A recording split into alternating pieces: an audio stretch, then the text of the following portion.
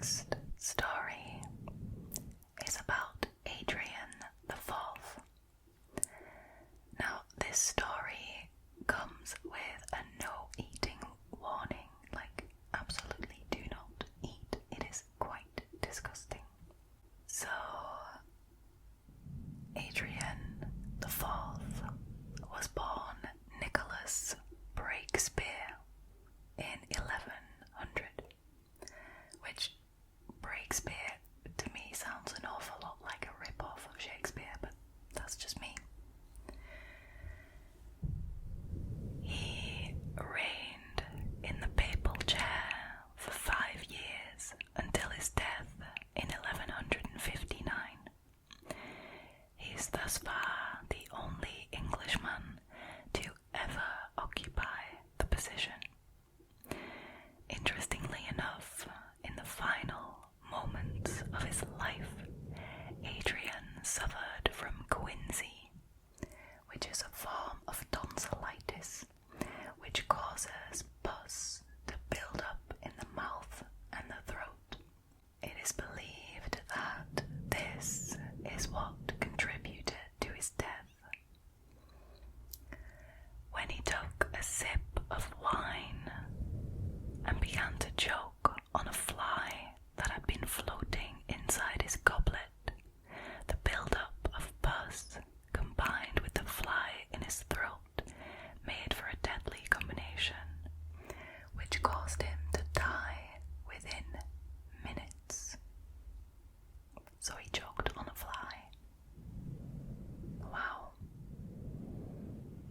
Well, that's a bummer of a way to go.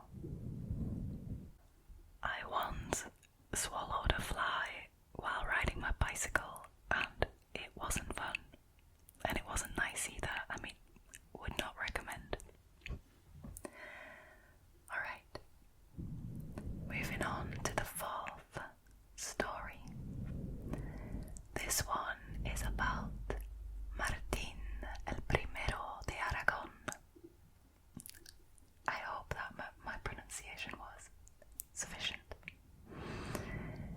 During a feast in 1410, Martín, Count of Barcelona and King of Aragon, died in extremely bizarre circumstances. The people that were sitting with Martín described the death as being caused by a combination of both severe indigestion, which had been plaguing Martin in the days before the incident, and hysterical laughter, which caused him to collapse at the dinner table. One night, the king was suffering from severe indigestion once again, and allegedly this was because he had either eaten an entire goose or he had eaten eels, which apparently was extremely common in the Middle Ages. So it was one of the two, and he had extreme indigestion from this. And then his court jester entered the room. Martin asked Bora, the jester,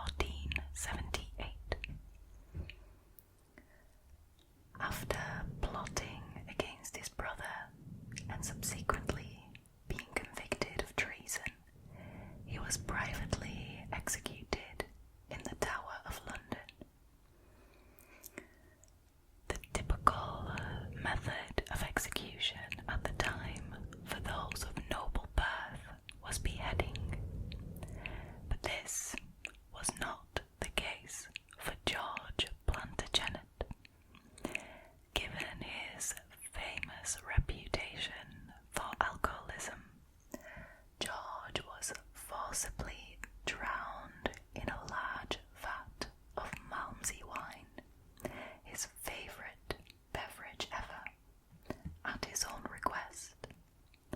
His corpse was later transferred to the abbey in the same vat full of wine before his burial.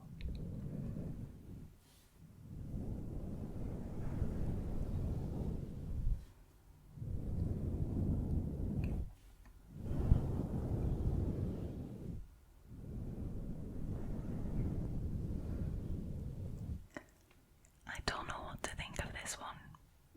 You see, I don't think being beheaded is a nice death. I don't think drowning is a nice death, but, you know, whatever floats George's boat, I guess.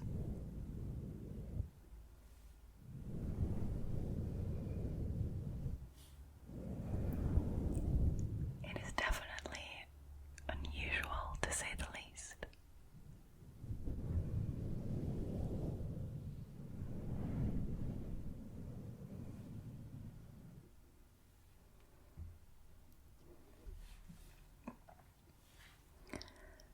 Moving on to a story about the boys on Palm Sunday.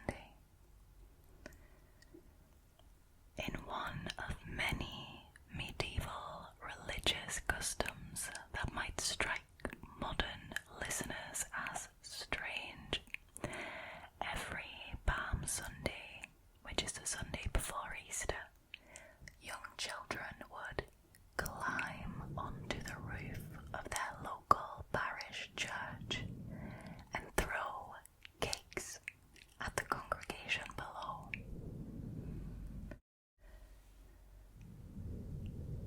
On March 28th, 1507, two boys were not among the others. Instead, they walked out with the rest of the congregation. As the cakes fell that day, some dislodged battlement rocks fell as well, striking and killing the two boys.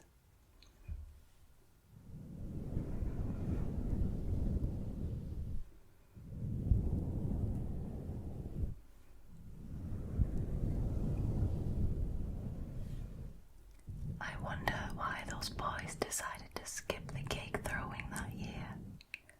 I mean, it sounds incredibly, well, dangerous, but also fun. I think if I was a child in 1507, I would have been throwing cakes. It's so unusual. Those poor boys, though. Very sad.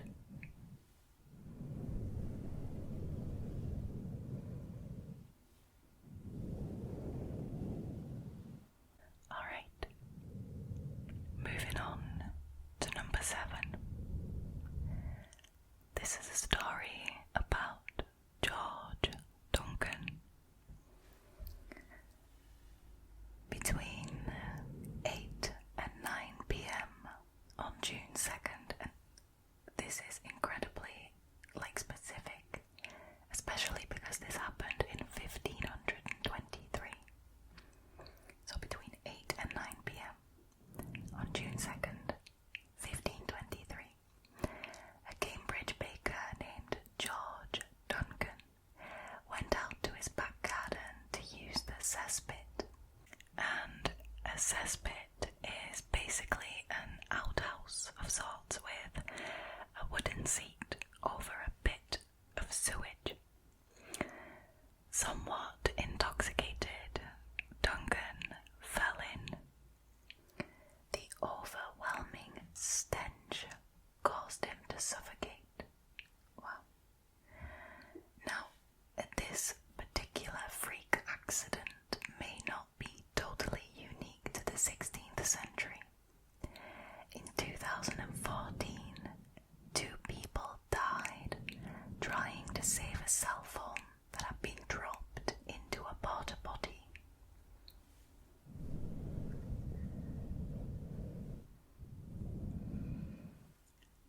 See, there's a reason why I don't use toilets like that. I don't trust them. And then I read things like that where people fall in and die of the sheer stench. No. No, thank you.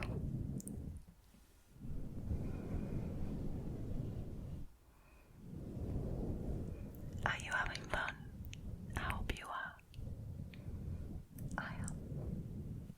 So, let's talk about Elizabeth Brown. An ailing widow, Elizabeth Brown worked as a servant in the household of a man named Hugh Talmage.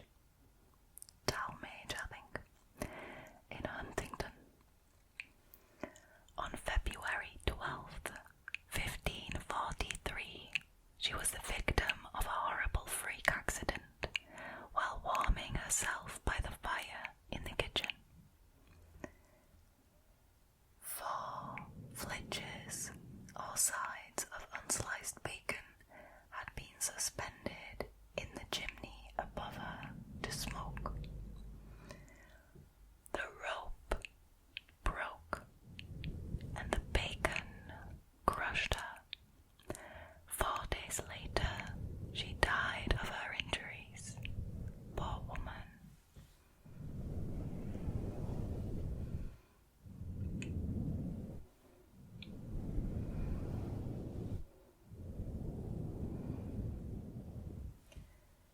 Can you imagine dying of bacon? There weren't even any eggs. Like, that, this is so sad. Poor woman, just trying to get warm. Poor thing. Alright, next up, we are nearing the end, by the way. Number 9. Barbara Gilbert and Margaret Morland. During the 16th century, people commonly used arsenic trioxide or ratsbane to keep vermin from their food and from scurrying about their houses. Unfortunately for Barbara Gilbert of Leicestershire, ratsbane looks like a harmless powder. Thinking she was grabbing flour, she inadvertently mixed it with milk when preparing a meal for her family. Upon sampling the concoction, she poisoned herself. Gilbert's death was not the only instance of accidental ratsbane consumption. In 1599, Margaret Morland got up in the middle of the night to nurse her sick husband, and she grabbed a pot of ratsbane and water instead of beer to drink.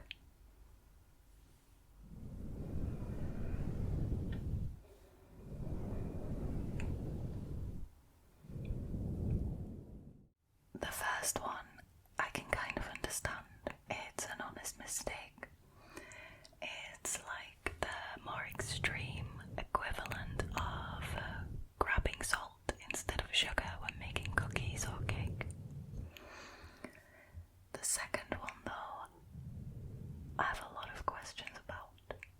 For example, why was there a pot of water with arsenic mixed in there? Like, surely you would want it to keep its powdery consistence when you want to chase away vermin and, kill vermin. Also, beer doesn't really look like water mixed with a white powder. That's arsenic. So I don't really trust, what was her name? Margaret Morland. I don't trust her. I think she accidentally grabbed that pot to nurture her sick husband.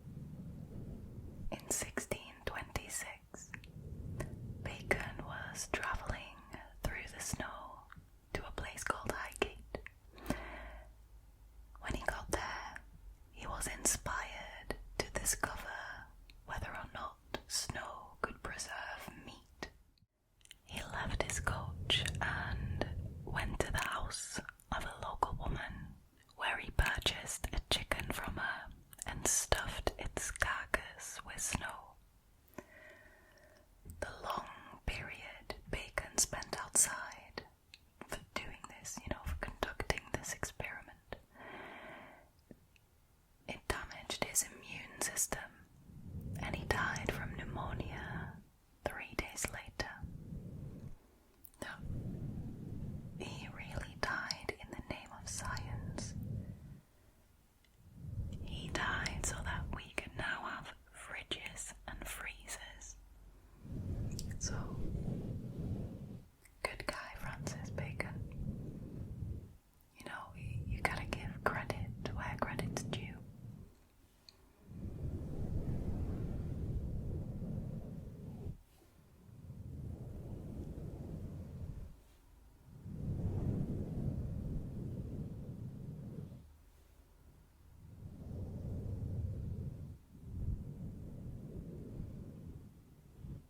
Alright. Sadly, that brings us to the last story of this evening.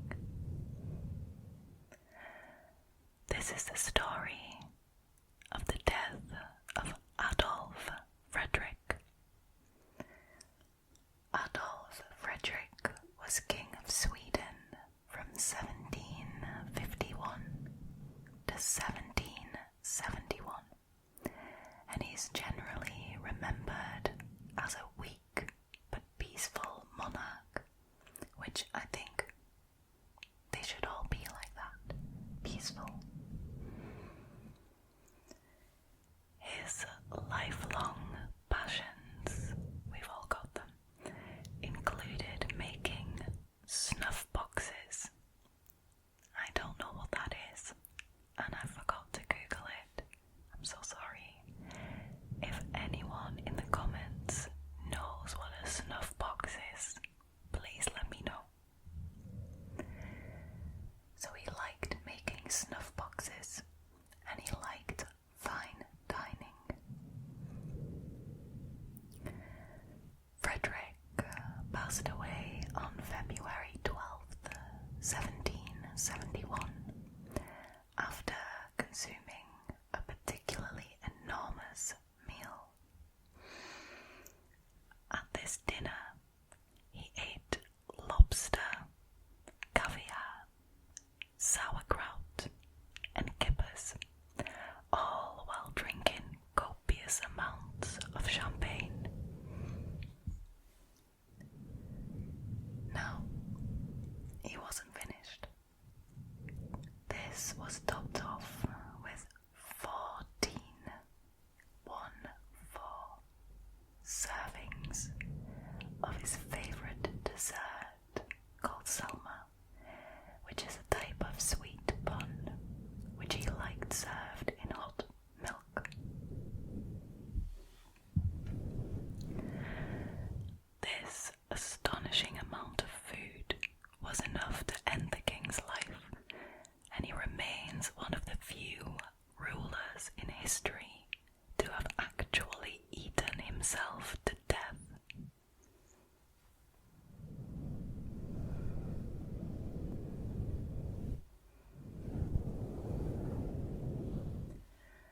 I wonder whether that was painful.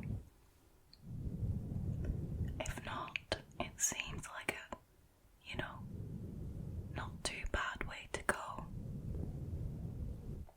It's better than getting smacked in the head by a tortoise or a slab of bacon, you see, is what I think.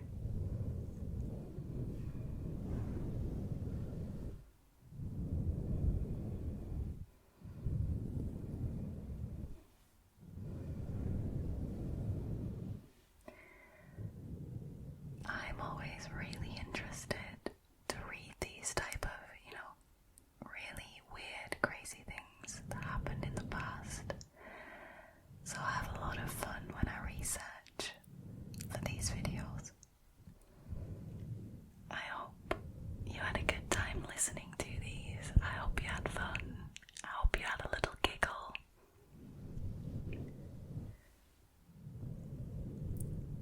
But now, all there is left for me to do is to